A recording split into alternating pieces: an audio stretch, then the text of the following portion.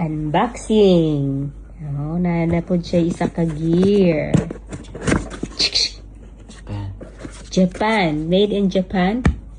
You order it from Japan to Finland. Okay?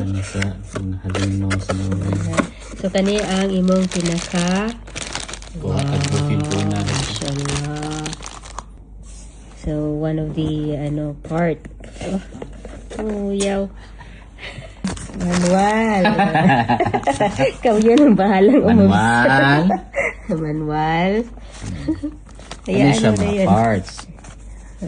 Okay. Kung mag-repair ka sa mong rail, naiguba, mag-order ka sa Japan, mga numbers na yung i-check. Bongga. Meron yung insurance. Tapos kung mag-service ka sa imong rail, DIY, hindi ka kamo, pwede i-follow lang mo na siya in order. Mabalik mo siya. Mga parts, fine oil. Okay. The best part. Grabe, kapila na ni mo ni.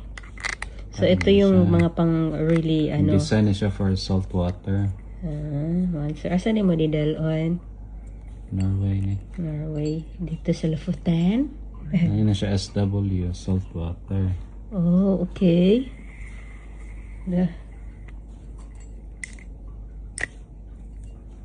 Ang brand to, Shimano. Shimano.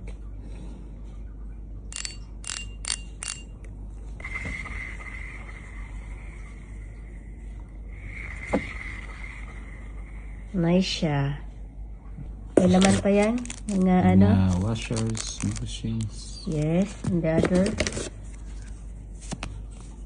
Yeah. Saan mo lalagay yan? Nang i-connect mo? Katong dako nga rad. Part. Baka meron pa dyan para sa akin. Wala na. Stradic. Nice brand to, no? Matibay. Lagaan mo yan, ha? Lagaan mo yan. Ano yan? Code? So, dito mo i-connect.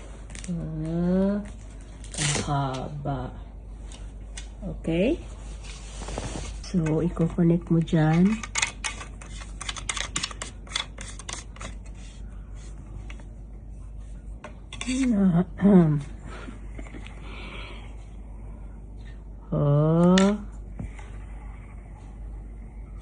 Tapos, lalagyan mo ng line. Ganyang kahaba. Tapos, i-connect mo ng ganon. Okay.